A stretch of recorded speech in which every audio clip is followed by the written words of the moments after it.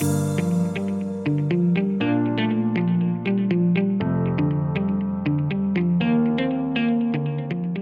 Alldus podcast is brought to you by Alldus International, supplying your expert AI and digital transformation staffing needs across the US and Europe.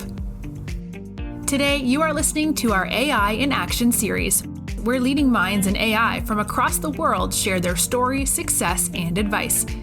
AI in Action cuts through the hype and explores the true impact of artificial intelligence in our world today.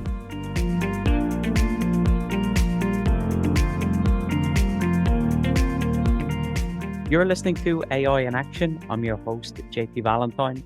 Our guest today is Bjorn Austraat. Bjorn is the Senior Vice President and Head of AI Acceleration at Truist. Bjorn, welcome to the show. Thanks for having me. Great to be here.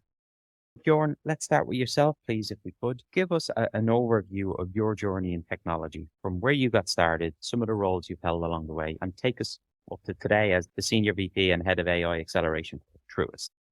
So my journey in my career actually started many moons ago in Austria, and not at all in technology. I was a conference interpreter and translator. So if you've ever seen a United Nations conference and you see those folks up in the booth with headsets on that speak at the same time as they listen in a foreign language and simultaneously translate, interpret the content, that was my first profession and career. And somewhat jokingly, I say today I still have the same job, except I translate between data scientists and executives, or between technologists and executives, who also sometimes speak different languages and have wildly different cultures. So I started my career in helping people understand each other across language and cultural boundaries. And then I moved to the United States in the early 90s, spent a lot of time in the translation and localization fields, back then CDs and websites and things like that. Then transitioned into speech recognition. So I did AI before it was called AI, speech recognition and call center automation in the early 2000s. And then after completing a weekend MBA at Berkeley, I moved into the consulting field and then wound up at IBM Global Services just at the time when Watson was launched more broadly in the United States, and became part of the early team of Watson running the North American consulting team in the what I call the Wild West days of Watson. Lots of evangelizing, lots of explaining people, innovating, figuring out if something is a good use case for the Watson capabilities. And then ultimately transitioned to the banking side more fully when I joined Wells Fargo, and then now Truist in a AI role more broadly. So finding AI opportunities, building AI solutions, identifying priorities for projects, seeing if it makes sense to do it with AI or should it be done with RPA, and then helping folks execute. And in a highly regulated industry like banking, it's of course a lot more than just building a model, because you have to be very careful and conscious of the strictures that make a ton of sense, right? We're dealing with people's monies, livelihoods. So we want to make sure that we are absolutely precise in our models. We make sure we're fair, unbiased. We've made them robust adversarially, and so on and so forth. So my team at Truist today helps across lines of business and cross functions, helps folks identify opportunities for AI, prioritize them, and then pitch in where either skill or capability or capacity are not sufficient to execute at speed. My team can help with any number of services, including the design thinking, workshopping, early stage innovation ideation, all the way to data exploration, to model building, and ultimately operationalization. So that's a kind of a quick lightning tour of my path to where I wound up today. Yeah, we really appreciate it. Thank you for sharing, Bjorn, and it certainly does explain your journey. You already gave some examples of what you and your team does for Truist, but I want to take a step back just to set the stage for people listening who are maybe not familiar with Truist as a business. So can you please tell us who are Truist? What's the mission of the organization? Then we can talk about how prevalent the role of AI acceleration is across the organization. Sure. And so Truist is an entity that arose from a merger of equals, as it's known. And those two equals were BB&T and SunTrust. So we are now, by assets, the seventh largest bank in the United States. And we're predominantly, from a retail footprint point of view, we're still more well-known or more visible, so to speak, in the Mid-Atlantic, South Atlantic regions, Charlotte, Atlanta, and thereabouts, where the two legacy institutions had the biggest retail footprint. We have a national business in the corporate investment bank. We have a very large insurance business, so we're a multi-line bank, also with a very strong insurance offering, full service bank, and we also have some international components to our business. We have a large retail branch footprint. And increasingly, as we go to market more under the new brand Truist, more people will recognize the brand and recognize our purpose, mission, and values.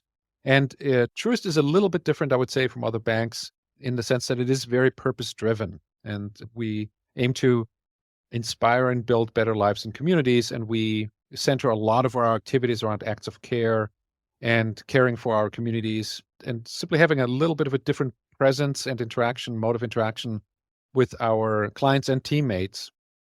And that manifests in a number of different ways. As an example, recently we launched a product called Truist One, which addresses the need of certain communities and certain customers for a product that doesn't immediately penalize you for overdrafts and provides flexibility in a checking and savings product that formerly was only present in different styles of short-term credit products. And we do try to instill our purpose, mission, and values really in everything we do. And I personally have worked at 12 different institutions, both academic and commercial. And I can say with some certainty that the level to which we try to live our purpose is much more prominent than in many other places I've worked at in companies both big and small. Thank you for that. I want to spend a bit more time now understanding the primary responsibilities for you and your team. Your role is obviously head of AI acceleration, which could have a broad remit, but could you talk to us about some of the main things that you and your group are focused on and how that breaks down into a typical day-to-day for the team? Yeah, great question. So head of AI acceleration means that we are a deeply federated organization. We have lines of businesses, we have analytics teams that are very close to their line of business or function, and they're doing a great job at providing analytics services, and many of them are building AI/ML models today. So my team is designed to accelerate and help, and that's in a holistic sense of the word. So if you look at what makes AI successful at the enterprise scale, you can slice it by technology stack and layers and so on and so forth. I'll just give you a few elements of that. And that starts with having a robust policy and procedure so that you can do, again, we're highly regulated. So we have to make sure we follow all the right steps in building models. So ensuring that we have an enterprise-wide holistic AI/ML policy and procedure so that everybody knows what is expected, right? And when building AI/ML solutions, what are appropriate broadly categories of use cases, what are the strictures and considerations to ensure that we produce excellent AI/ML model quality, right? That is robust models that are not biased, that are fair, that are providing equitable outcomes, that are explainable and interpretable, that are inspectable, and that ultimately can also be explained to a broad set of different stakeholders, regulators, other data scientists, and our clients. As the recent AI Bill of Rights that came from the White House makes a very good point, that it shouldn't just be technical experts that we inform and help understand what we're doing. It should be pretty much anybody who's impacted by our work, and that it will ultimately, I'm sure, be translated into actual rules and regulations. So working on providing a solid foundation of policy was a big focus of my team since I joined the company. Another layer has to do with the data that we feed into the model building process. So another important initiative was around synthetic data. Synthetic data, if you're not familiar with the concept, you can think of it as a deepfake copy of your data or a tunable deepfake copy. So that means that it's not just masking the names and account numbers or birth dates out of your database. It means making whole new sets of customers and transactions and so on that never actually happened or existed, but in aggregate mathematically are very similar or identical to your source data where appropriate. Now you're going to have a data set of 1 million credit card transactions that never happened. If that data set for some reason fell into the wrong hands, nothing could be reconstructed. No personally identifiable information, no customer proprietary information could leak because the data set is made up. Now, such synthetic data can also be very advantageous when building, for example, fraud models, because in AI/ML, when you build a fraud model, you often have the imbalanced class problem, meaning of 100% of transactions, 99.8% are legitimate. So now the machine has a very small percentage of fraudulent transactions to learn from, which leads to sometimes underperforming models. by rebalancing the training data, you can actually make the model better. With a synthetic data generator, you can also make model data, training data faster, meaning you can produce data without having to wait for a long time to collect real life interactions or production data. You can get going on the modeling piece sooner. And it has a number of other advantages that will ultimately help foster innovation more broadly with outside parties, academic, commercial parties, accelerate POCs and do things like that. So another core capability that we were involved in is looking at a number of different synthetic data vendors and then actually testing them against our own data and making sure that claims would hold up and that we can have comfort that the synthetic data generated by these machines would satisfy our cyber risk, legal, compliance, and other requirements. So another foundational accelerating capability that would span a number of different teams to help with implementing and scaling AI across the organization. We also started doing a number of things to bring the community of federated practitioners closer together. For example, we organized an NLP summit inside the organization that had, for the first time last October, brought together some 60 both consumers of NLP, natural language processing, as well as practitioners to share demands and capabilities, and then led to the creation of an internal NLP repository that now developers can self-serve from and say, I need some sentiment detection algorithm, or I need some thing that is excellent at detecting unusual patterns, let's say in a big, large amount of text. We now have a repository that people can go to and say, hey, somebody already coded that up for me who works at Truist, is vetted, it's approved. I can just lift and shift that code and get a running start at building my own model. So that's another example of a foundational capability. We also supply a lot of internal, I would call them evangelization educational services. When a line of business has a question, can I do this with AI? What can I do with AI? What's the difference between AI, ML, RPA, intelligent automation? We do participate in meetings and walk through in a bespoke fashion, typically walk through the teams and answer questions. And that often leads then to design thinking workshops and ideation workshops to find additional opportunities, qualify and prioritize existing opportunities, and just generally, in a sense of teaching them how to fish, giving them frameworks, of which we have several, that helps them self-generate and self-score opportunities so they can, in a more scalable fashion, create rosters of innovation funnel inputs and then work them through either with their own teams or with our team. So a lot of accelerating, these levels of accelerating capabilities are good for the broader analytics community and more broadly for all lines of businesses, existing AML teams. And then in a bespoke buffet style fashion, give teams that don't have execution capability a chance to work on AI, and give teams that have a large analytics team equally an opportunity to fill certain gaps when they are tapped out on capacity. They need some specialist knowledge on a particular NLP technique, or they need help with some of the business side of the house, which is not trivial to what's the value, what's the dollarizable value of an AI idea. If I have 10 in a portfolio, which one should I work on first? How do I structure things into meaningful grids, 2x2s, frameworks, magic quadrants to help me build a cohesive roadmap within my team, across teams, that makes sense? And so it doesn't become a bunch of isolated science experiments, but you can sequence them logically. They work and build on each other, and they make sense from a business returns point of view as well.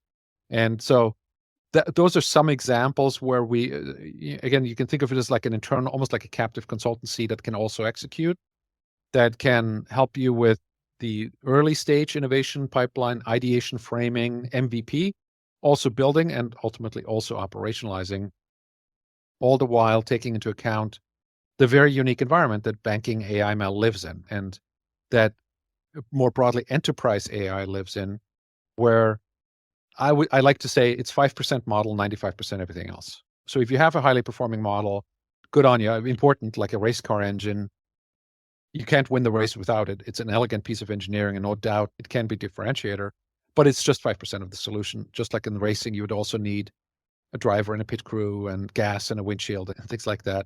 So taking into account the deployability of the model, the context, the political context of the model, the valuation, the funding, the provability of the benefits and things like that. You are listening to the Alldus podcast. When you're looking to scale your team, or if you are interested in showcasing your company in a future episode, reach out today. Or if you're in the market for a new role, visit our website to view open positions, www.alldus.com.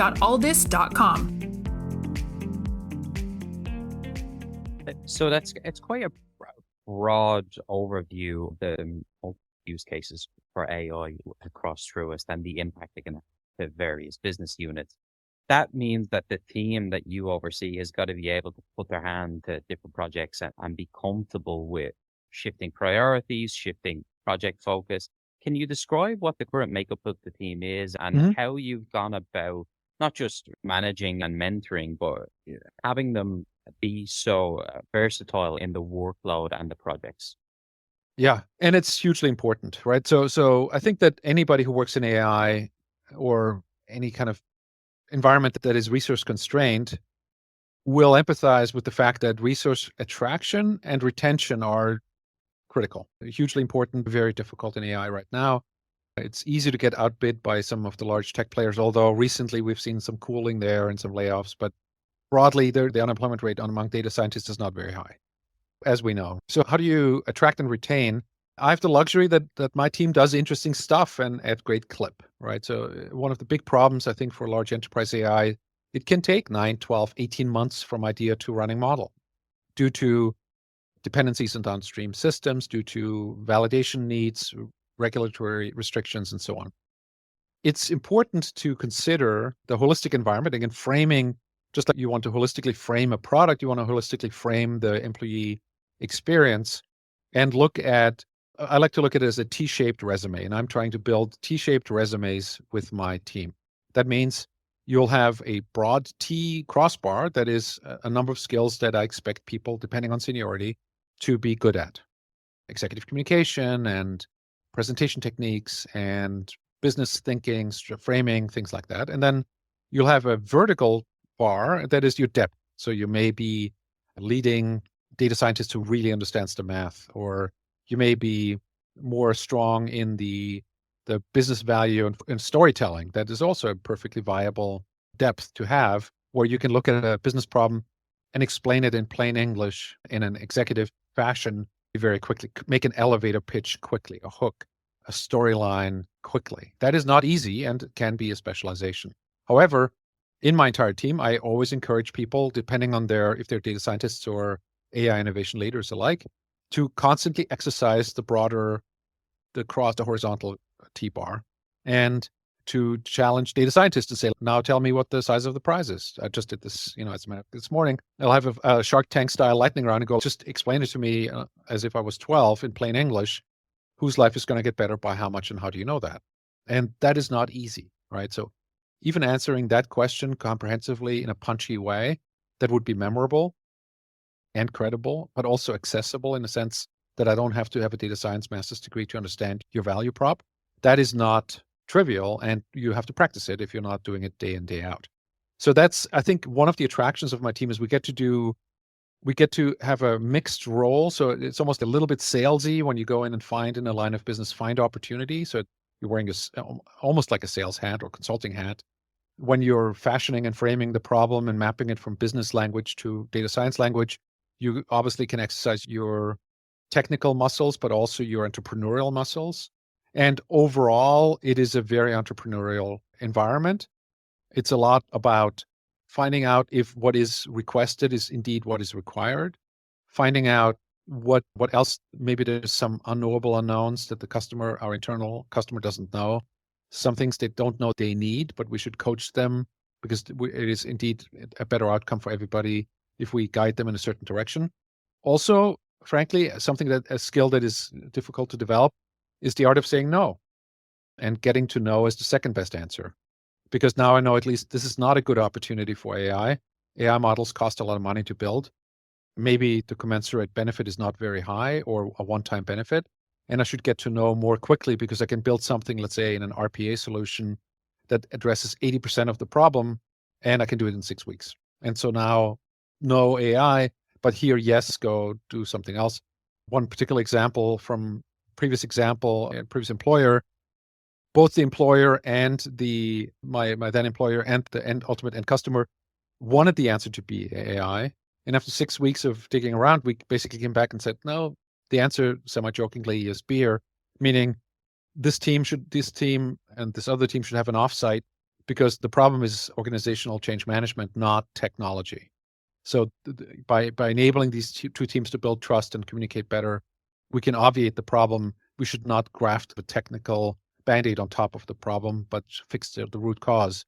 So helping people think as if we were a little startup inside a large organization, working on things that matter, that have good payoff, positioning ourselves, positioning our work, positioning our team, creating a value proposition for our team. We did that in a different context. We said, why would you want to work here? So how would you pitch us to an internal or external candidate? And then understanding that it matters that you have impact, you have clarity of impact, you have clarity of size of the prize, how you're going to get there, what the objections are, what your close plan is, what your deployment plan is ultimately. So some of the very pragmatic parts of AI I think are very attractive.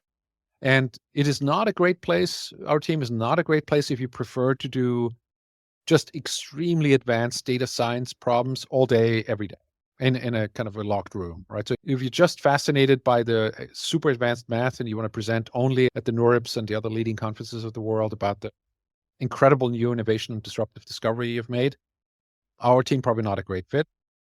If you Well, like, on the flip side of that, Yeah. yeah, you were about to say, which is how I like to close off all of our interviews, is when you're speaking to candidates about the work, the environment, the mission, given what you've just told us, it's so unique and multifaceted. But when you're speaking to these candidates about, look, you're interested in X, this is why you should join Truist. What is it that you tell them about the work, the impact that gets candidates excited enough to join Truist over some of the other great opportunities available to them? yeah, you will become CrossFit, and not to steal the brand of CrossFit, but we will cross train here all the time. And I'm pretty good at finding the parts that hurt a little bit, that make you maybe a little bit uncomfortable. Pushing out of the comfort zone and cross training in parts where you can have the most growth opportunity is the place, is what I can do within of course, within the strictures of the fact that we're a bank and we're doing AI. But as I mentioned, the idea of good storytelling, good executive storytelling is in and of itself very difficult. And I think we all have seen presentations. We've seen probably many more presentations where you go like, that was like another PowerPoint slideshow or a pitch or whatever that seemed canned. And then every once in a while you come across a presentation and go, that was a really good presentation. And you may not be able to say why, but it just resonated and it had a good story arc and things like that. And we very actively exercise those muscles within the team so that holistically, as an AI product owner, you're thinking well beyond the 5% model and the accuracy. Right? Data scientists care a lot about ROC and other performance metrics of models. Business people care a lot about ROI and impact and branding and differentiation capability and things like that. And I want people to become comfortable, and you're never going to be perfectly, obviously, it's a T-shape for a reason. It's not a square, right? Because you will have depth and you'll have breadth and it will be unequal, and that's totally fine, right? Specialization is key. But if you want a cross-training environment where you can build those skills, you can build other skills, you can have entrepreneurial and a sense of entrepreneurship and intrapreneurship. And that often manifests as well in people. I worked in a very tiny startup many years ago, and I became familiar with the mirror department.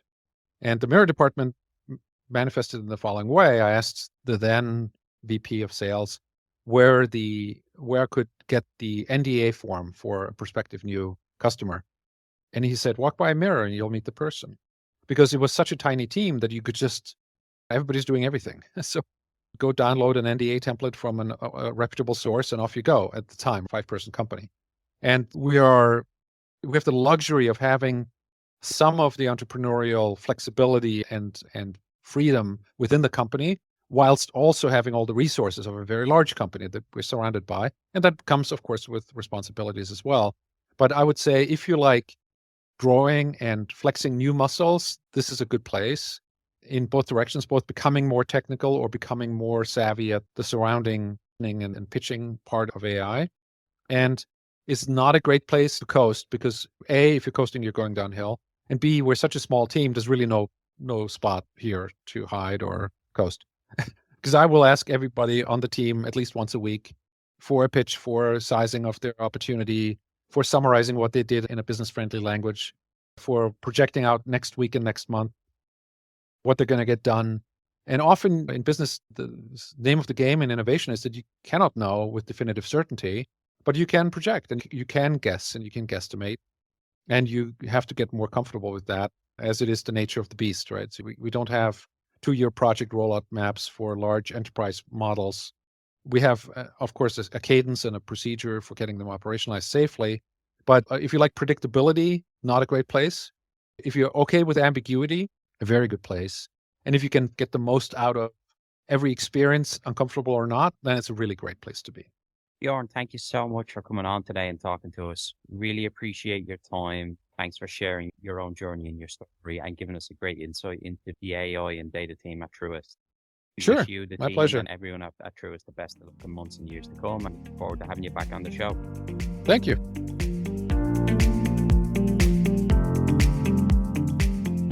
Thanks for listening to this episode of the Alldus podcast. If you enjoyed today's episode, don't forget to subscribe, rate, and review.